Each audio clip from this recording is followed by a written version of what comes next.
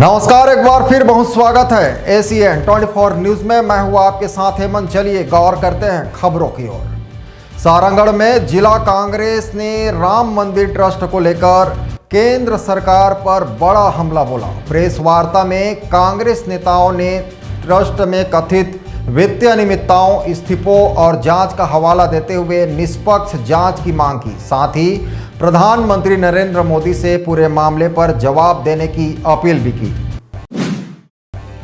सारंगढ़ जिला कांग्रेस कार्यालय में आयोजित प्रेस वार्ता में कार्यक्रम प्रभारी एवं पूर्व जिला अध्यक्ष अनिल शुक्ला ने आरोप लगाया कि राम मंदिर ट्रस्ट में हुए इस्तीफे किसी सामान्य प्रशासनिक प्रक्रिया का हिस्सा नहीं बल्कि बड़े घोटाले की ओर इशारा करते हैं। कांग्रेस ने ट्रस्ट के शीर्ष पदाधिकारियों की जवाबदेही तय करने, कथित वित्तीय अनियमितताओं की निष्पक्ष जांच कराने और पूरे मामले पर केंद्र सरकार से जवाब मांगा। प्रेस वार्ता में जिला कांग्रेस अध्यक्ष ताराचंद देवांगन समेत कई कांग्रेस पदाधिकारी मौजूद रहे। इसके मेरे साथियों को नमस्कार है और आज मैं प्रदेश कांग्रेस के निर्देश पर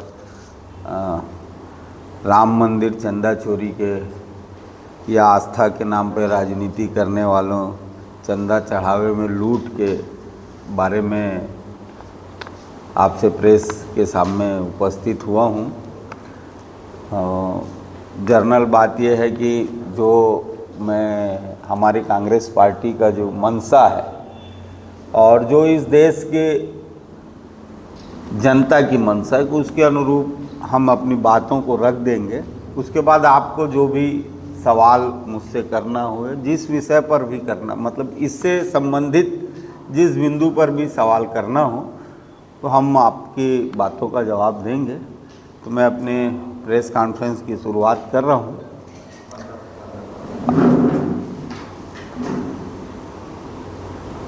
हम लोग आज राम मंदिर चंदा चोरी, आस्था के नाम पर राजनीति और चढ़ावे के नाम पर लूट की प्रेस वार्ता पे आए हुए हैं। अब भगवान राम के नाम पर जुटाया गया चंदा बीजेपी और आरएसएस वालों ने राजनीतिकरण करके लूट लिया है। मर्यादा पुरुषोत्तम भगवान राम करोड़ों भारतीयों की आस्था, संस्कृति और नैतिक चेतना के प्रतीक हैं। देश के कोने कोने के गरीब, किसान, आम आदमी, व्यापारी, श्रद्धालु अपनी मेहनत का हिस्सा राम मंदिर की आस्था के लिए, अपनी बचत का हिस्सा राम मंदिर निर्माण के लिए दिया। और भाजपा, आरएसएस, विश्व हिंदू परिषद और संघ के लोगों ने इन 3 दशकों तक भगवान राम के नाम पर राजनीति भी की, मंदिर बनवाने के नाम पर उस पैसे का दुरुपयोग भी किया और एक बड़ा फंड जो दान के नाम से वहाँ तक पहुँचा था या निर्माण के नाम से, उसमें भी चोरी की। और अब जो चढ़ावा, जो श्रद्धा का पैसा जा रहा है, उसमें भी चोरी कर रहे हैं। आज वही करोड़ों राम भक्त यह पूछने पर मजबूर है कि भगवान राम के नाम से जुटाया गया चंदा और चढ़ावा आखिर किसके संरक्षण में लूटा गया। आज केवल आर्थिक घोटाला नहीं, ये करोड़ों श्रद्धालुओं की आस्था, विश्वास, भावनाओं की आस्था से किया गया घोर विश्वासघात है। भाजपा रामद्रोही है। भाजपा राम का उपयोग केवल राजनीति के लिए कर रही है। उसने पहले चंदा में हेरा फेरी करवाया और अब चढ़ावे में चोरी कर रही है। भाजपा राम मंदिर निर्माण के समय से रामशिला पूजा के नाम से 14,000 करोड़ से अधिक की राशि एकत्र हुई, उसमें गबन किया। उसका जवाब आरएसएस, भाजपा के लोग नहीं दे पा रहे हैं। उनके ही सहयोगी नेता ने राम मंदिर निर्माण के समय एकत्र किए गए चंदे का आरोप लगाया। जिन लोगों ने राम मंदिर बनाने के नाम पर चंदा में हेरा फेरी किया, वही लोग मंदिर के बाद चढ़ावे की हेरा फेरी करने लगे हैं। इन सब की पृष्ठभूमि आरएसएस और भाजपा की है। कहा जा सकता है कि इन घोटालों में आरएसएस का संरक्षण है। भाजपा के द्रव्य चोरी करने के महापाप का संरक्षण राम मंदिर न्याय ट्रस्ट गृह मंत्री अमित शाह ने किया, इसलिए वहाँ पर घोटाले की नैतिक जिम्मेदारी मोदी और अमित शाह की है। और पूरा देश जान रहा है कि आरएसएस के लोग उस मंदिर के संचालन में भिड़े हैं और आरएसएस के लोग, चंपत राय का नाम लगातार आ रहा है, ये लोग चंदे की चोरी कर रहे हैं। यह जग जाहिर है कि ट्रस्ट के प्रशासनिक ढांचे और शीर्ष नियुक्तियों में प्रधानमंत्री कार्यालय की सक्रिय भूमिका रही है। ऐसे में केंद्र सरकार अपनी जवाबदेही से स्वयं को अलग नहीं कर सकती। एसआईटी अब राम मंदिर के बड़े आयोजनों के खर्चे की भी जांच कर रही है। मैं कल एक व्हाट्सएप में देख रहा था कि राम मंदिर का जिस दिन भूमि पूजन हो रहा था, जिस दिन मंदिर का भूमि पूजन है, जिस दिन लोकार्पण प्रधानमंत्री के कर कमलों से, उस दिन का बिल 116 करोड़ का है। 116 करोड़ रुपए उस आयोजन में खर्चा करने का बिल राम मंदिर ट्रस्ट में लगाया गया है। और जो उसके बाद वो ध्वजारोहण का कार्यक्रम हुआ है, सेम कार्यक्रम जिसमें 6000 लोग आए थे, उसका 10 करोड़ का बिल लगाया गया। तो एक समतुल्य आयोजनों में इतना हेरा फेरी, तो स्पष्ट दिखता है कि बड़े घोटाले की आशंका है। एसआईटी अब राम मंदिर के बड़े 22 जनवरी 2024 के प्राण प्रतिष्ठान पर 113 करोड़ रुपए खर्च हुए, जो अभी आपको बता रहा था। 8000 लोग शामिल हुए थे। 25 नवंबर को ध्वजारोहण कार्यक्रम में 10 करोड़ रुपए खर्च हुए, वो अभी बहुत जोर से वायरल हो रहा है। फर्जी रसीदों, नकद चढ़ावे, लेखा जोखा, कथित हेराफेरी के अनेक आरोप सामने आए हैं।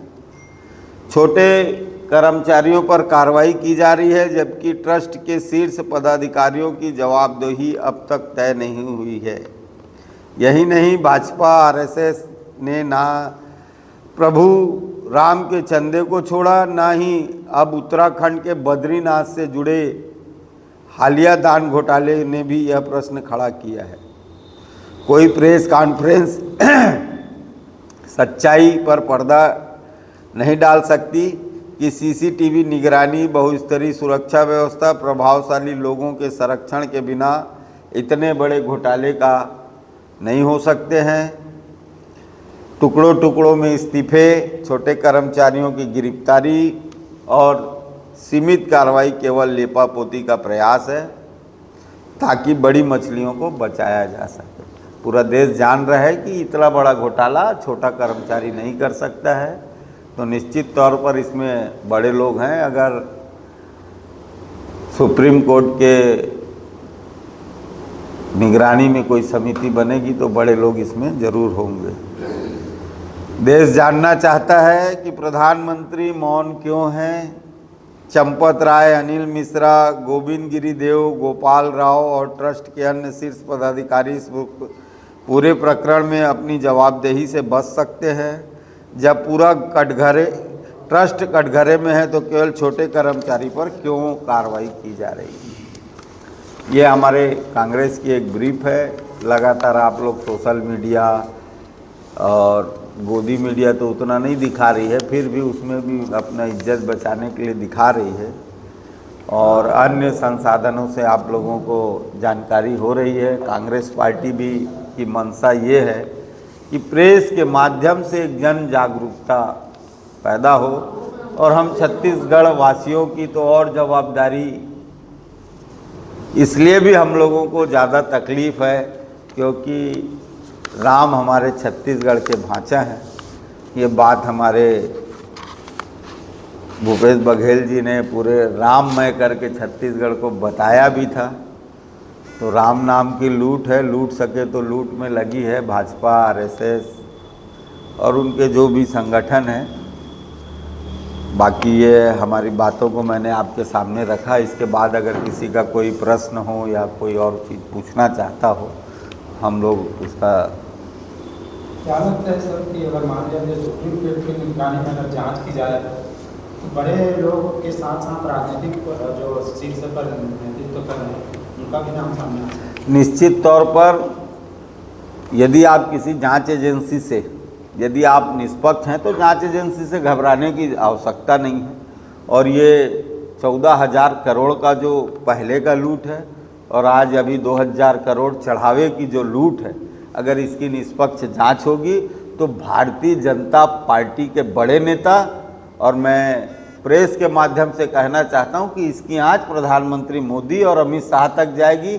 आरएसएस ये बड़े नेता जो पूरे देश में बड़ी बड़ी बिल्डिंगें बना रहे हैं, भारतीय जनता पार्टी के कार्यालय बना रहे हैं और जो विधायकों की खरीदी बिक्री में अवैध पैसा लगा रहे हैं, ये सब पैसा ये पूरे देश के मंदिरों से लूट कर जमा कर रहे हैं। और निश्चित तौर पर अपने तानाशाही रवैये के कारण ना कोई प्रेस बोल पा रहा है, ना कोई आदमी बोल पा रहा है, केवल कांग्रेस पार्टी इन मुद्दों को उठा रही है। क्या लगता है चंपत राय जैसे लोगों के ऊपर में कार्रवाई हो रही है, आज उनके तक पहुँचाई? चंपत राय तो एक ये आरएसएस वालों का एक बड़ा वो रहता है, क्या बोलना चाहिए, चाल।